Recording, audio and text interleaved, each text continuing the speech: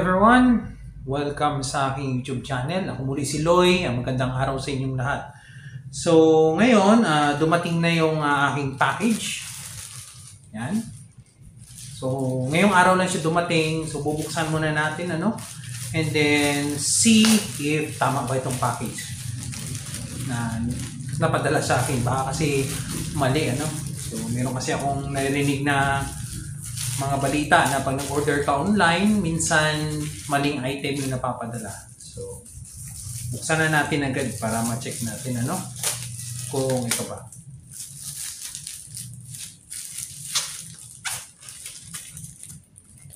Okay.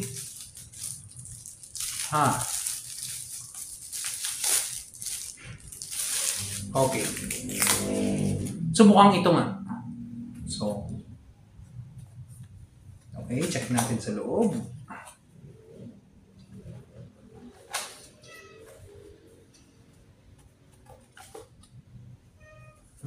Manual. So, mukhang ito nga. Yan.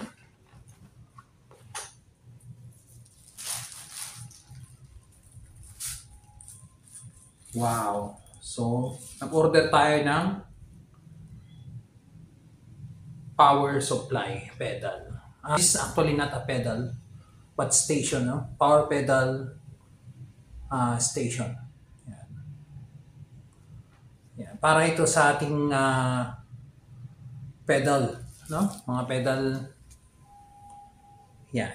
Para dyan yan. Okay.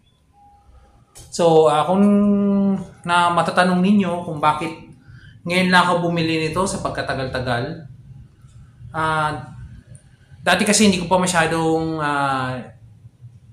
maintindihan kung ano ba kung bakit mas maaganda to kaysa yung daisy chain na method ng power connection, So, ngayon nung naintindihan ko na siya, bumili na ako. Tsaka, na-experience ko na kasi yung mga problema pag ang gamit mo ay daisy chain sa iyong pedal setup.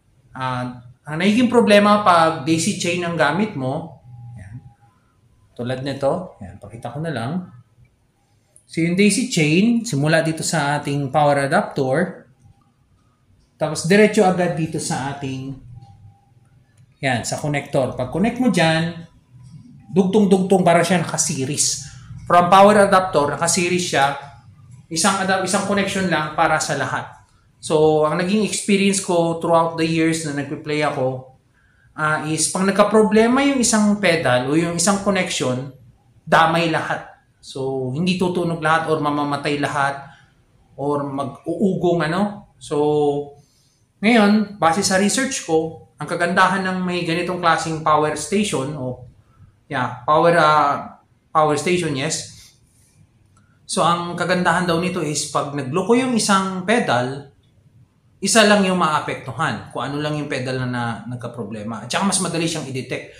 Unlike doon sa daisy chain, pag nagka-problema, hahanapin mo pa kung saan doon kasi meron akong 7 pedals, So, hahanapin ko pa doon sa 7 kung saan yung may problema. Unlike dito daw, so malalaman mo agad kung saan doon sa 7 yung may problema. Pero, as I told you earlier, first time kong gumamit ng power station.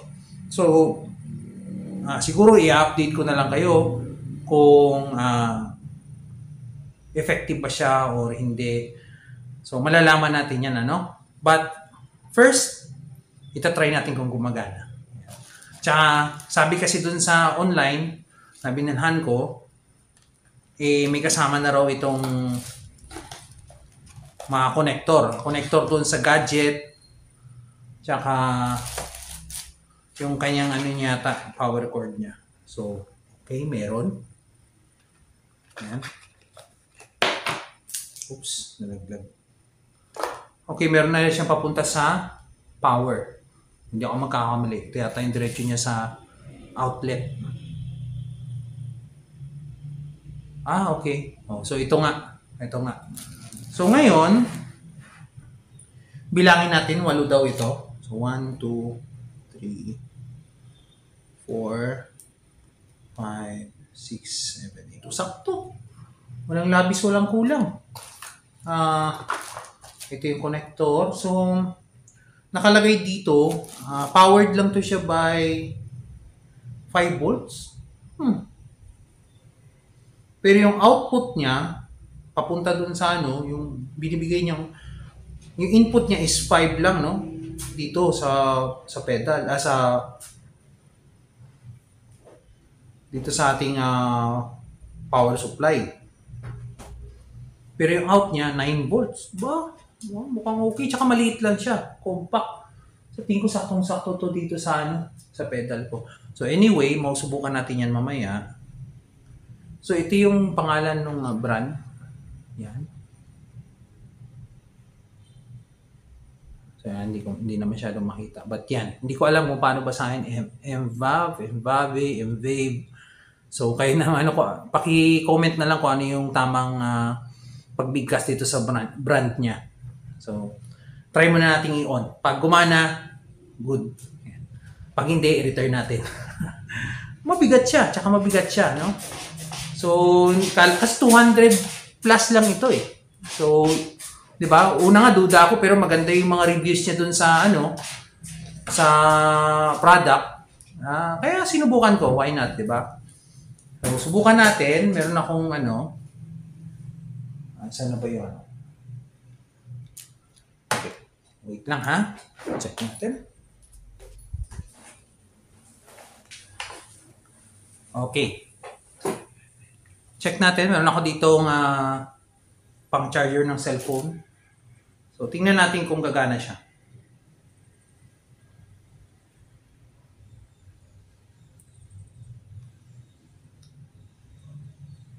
Okay, type C na. Okay.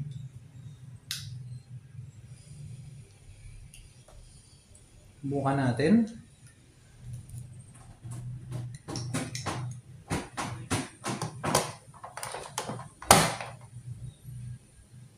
Oh. Gumagana, guys. Okay. Patayin ko muna. I-switch off ko muna yung aking extension wire. And then, i-try kong ikabit sa isa sa mga pedal. Yan. And then, try natin.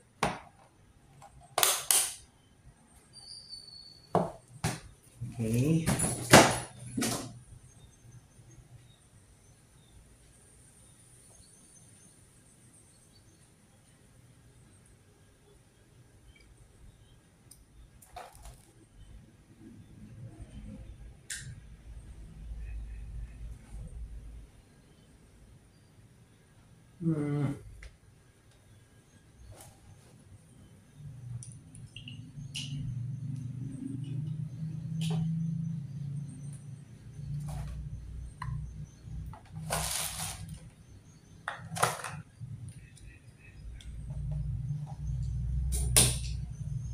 Oh. Guys, tingnan nyo. Teka lang. On ko muna. Yan. Oh, tingnan nyo guys. Ayun no, gumagana oh. Oh, yan. Oh, ha? Gumagana guys. So, yan. So, we'll see, no? Kung gagana pa siyang, So, isi-set up ko na siya. And then, we'll see, no? Kung gagana lahat ng slot dito. Kasi 8 slots ito. So, tingnan natin kung gagana lahat. So, kabit muna natin. So, yan na nga, guys. Gumana, no? Yung ating power supply. Sa tingin ko, mas magiging maganda na in the long run yung ganitong klaseng power supply kaysa yung DC chain method natin na ginagamit sa pagkatagal-tagal ng panahon. So, sinubukan ko siya. Yan. Ganda pakinggan. Subukan natin yung drive.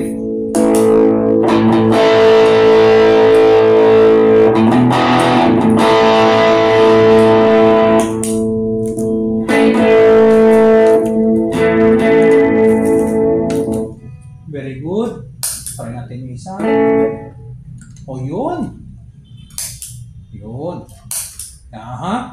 yung ating noise gate, yung noise reducer natin, inon natin, gumana. Yung ating pedal.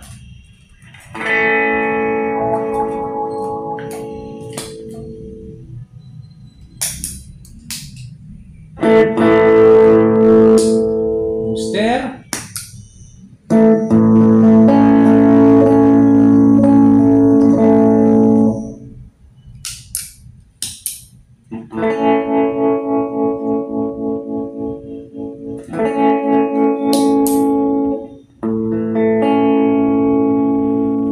Ayos. Gumagana lahat. Nice. So, isa sa napansin ko dito na sa tingin ko parang may nagbago talaga is yung ating noise reducer o yung noise gate, parang, ewan ko lang pero sa tagal-tagal lang gamit ko ng noise reducer na to, yung niya ay silencer ng Electro-Harmonix. Sa pagkatagal-tagal ko nang gamit sa kanya, parang ngayon ko lang napansin na gumagana siya ng mas maganda kaysa yung dating naka-DC chain siya. So, hindi ko alam kung bakit, pero baka may epekto yun dahil dun sa ating power supply, Kasi doon nga sa tulad ng sabi ko nakaraan sa DC chain, diretso siya direkta from adapter, power adapter, tapos naka-series lang siya into the several pedals o yung mga pedals ko dito. So unlike ngayon, kasi yung power supply, di ba, parang isang ganun siya, tapos may mga divider. So each pedal ay merong division. So kanya-kanyang power siya, Kanya-kanyang power supply siya doon sa isang, para siyang sabihin na natin siya parang, let's say parang power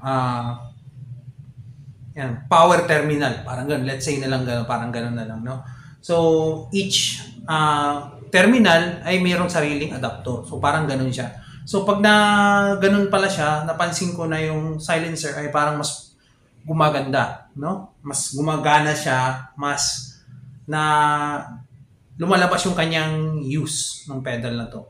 So I think mas maganda nga talaga to kaysa yung DC chain. Maliban pa doon sa sinabi ko kanina na nagkakaroon siya ng problema pag nagkaroon ng trouble yung isang pedal, apektado lahat kasi nga naka-series siya. So pag may nag-cut doon sa gitna o kahit saang part doon, mapuputol lang lahat ng signal, Kaya maigi na ganito. So maganda ito talaga. So and mura pa siya kasi nasa 200 plus lang ang bili ko nito kasama shipping, so mga around 300 plus. So yun, maganda siya. So nilagay ko pala siya dito sa ilalim ng aking pedal board. Hindi ko na may But nandiyan siya sa ilalim. Kung makikita niyo yung blue na yan, diyan ko pinasok.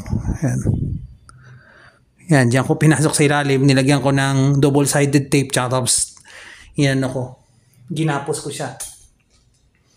Para hindi malaglag. And of course, yung kanyang power ay 5 volts lang. So 5 volts, pero yung output niya papunta sa gadget ay 9 volts. So maganda siya. So again guys, nga pala, sa online ko to nabili, kalimutan ko sabihin kanina yung pangalan ng online platform, Shopee. Sa Shopee ko to nabili. So, mura siya. Itatry kong ilagay yung link sa description para ma-check nyo rin. At kung interesado rin kayong bumili ng power supply na to o power pedal, ay nasa description ang link. So, thank you so much. Again, see you next time. Bye muna.